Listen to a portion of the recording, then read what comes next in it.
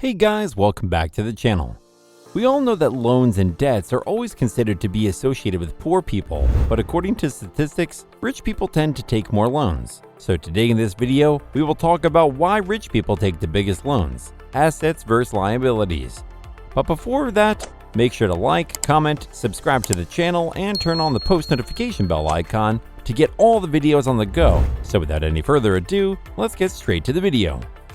Being in credit is sometimes regarded as being a negative idea, something individuals only do if they are spending outside their bounds or don't have a huge amount of money.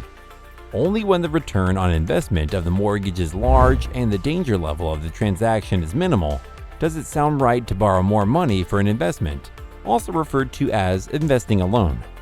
Investors shouldn't put their money into riskier investments like commodities or the stock market. However, the truth is that lending isn't always a terrible thing, and those with lesser earnings aren't the ones who do it the most.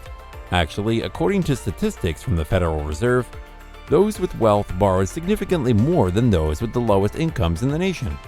Furthermore, just 36% of the nation's debt is held by the poorest 50% of the populace, compared to a staggering 4.6% held by the richest 1% of the population. So let's see. Why rich people are borrowing a lot more money than you'd expect. The Federal Reserve claims that there are a few main causes for why wealthy people borrow more money than those with lower incomes. Wealthier persons typically have significantly larger consumer debt than those with lesser earnings, which is the first significant factor.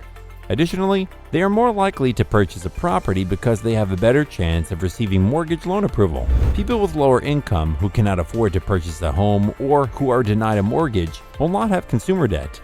Additionally, wealthy individuals typically take out higher mortgages and buy larger homes.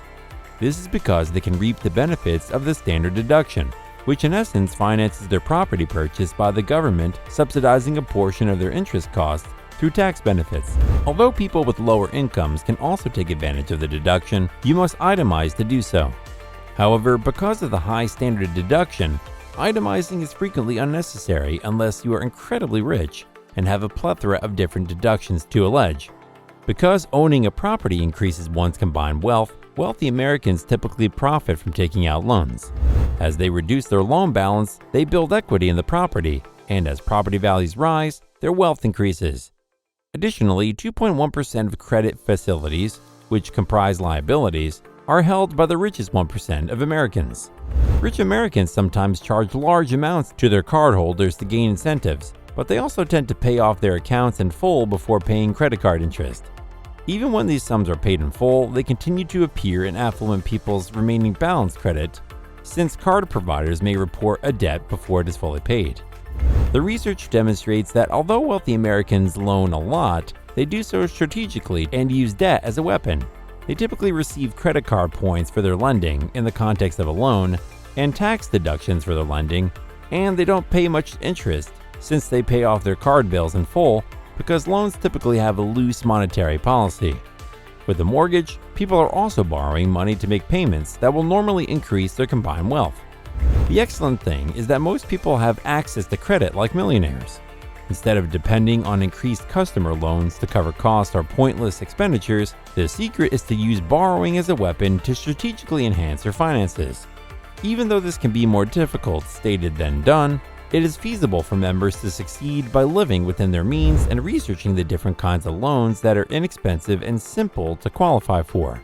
But the question arises that, how can these loans help the rich to their benefit? If you intend to use the debt responsibly, racking up debt isn't necessarily a negative thing. It's crucial to remember that the majority of today's richest of the rich acquired their wealth by utilizing the funds of other people, or debt if you like. It is public knowledge. Numerous wealthy people have publicly attested to this truth. What is it about borrowing that seems to favor the wealthy that allows large corporations to succeed when they take on debt? Here are some top 10 loan secrets of the rich. Number 1. Borrow to buy assets. Rich people adhere fervently to this debt maxim. Never take out a loan to cover liability. Liabilities are items that drain our bank accounts. A private vehicle is a nice illustration. Unless you rent it out or use it for commercial purposes, your vehicle will never generate income for you. In most instances, Public transportation is more advantageous than owning a personal car, general liability, petroleum, etc. Personal cars only seem to provide comfort. Therefore, getting a private loan to buy a car for yourself is a bad idea. Wealthy folks avoid it. You also shouldn't carry it out. Instead, you should take out loans to purchase assets, such as rental unit. That will increase your income. Number 2. Borrow to start a business. A lot of wealthy people also appear to have benefited greatly from taking out loans to launch their firms. The best method to use a loan is without a doubt to establish a business. If you have a sound company plan, it is difficult to regret choosing a business loan. Furthermore, when you collaborate with someone else, it is quite difficult to get wealthy. This is essentially why you should consider getting a mortgage before you consider anything else when starting a business. Number 3. Borrow when the projected returns are greater than the cost of the loan. You might occasionally take loans to profit from a money-making possibility that isn't always a business. For example, you might be aiming to purchase a cheap house, shares, etc. that you can then resell for a profit. Make sure the costs of mortgage are less than the future value before you take out a private loan to reap the benefits of such changes. The wealthy never incur high-cost debt. It must all make economic sense. You can be sure they won't take it if they can't earn some money off of the loan. Number 4. Borrow if you can afford to lose the collateral security. This is yet another lending technique that only the wealthy use. Have you ever wondered why wealthy people never experience hardships yet claim to be unable to pay back their debt payments? They never guarantee loans with resources they simply cannot afford. So that's why. Don't use your property as collateral for a loan if you can't afford to lose it. Regardless of the matter how sound your preparations are, taking on debt is typically a gamble, so you should always make sure you are covered in a situation the worst occurs. Credit risks exist for everyone. However, the wealthy are frequently better equipped for the worst, which is why they may recover more quickly than anyone else. Number 5. The more money you have, the easier it is for you to borrow.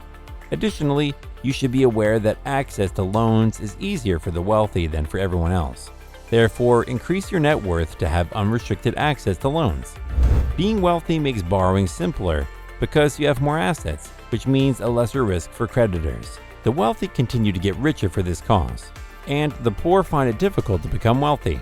This alone needs to inspire you to apply for loans and make prudent use of the money you borrow, such as by making investments or starting enterprises. Well, it is a fact that all this might sound too exciting, but with power comes great responsibility. Similarly, investing using debts comes with great risk factors. So let's understand these factors. Risk factor associated with loans as investment. Including borrowed funds in your investing plan might come with a lot of dangers, such as lending can make possible losses worse. Your damages can be greater than your initial investment. Your holdings may not improve in worth, or if they do, the growth may not be enough to offset the cost of the loan, such as interest and penalties. To pay your income, taxes, and levies, you might need to liquidate your investments earlier than you had planned. The borrower may have the authority to liquidate your belongings if you are unable to pay back the loan in full, including any unpaid interest or fees. You might owe more tax, among other things.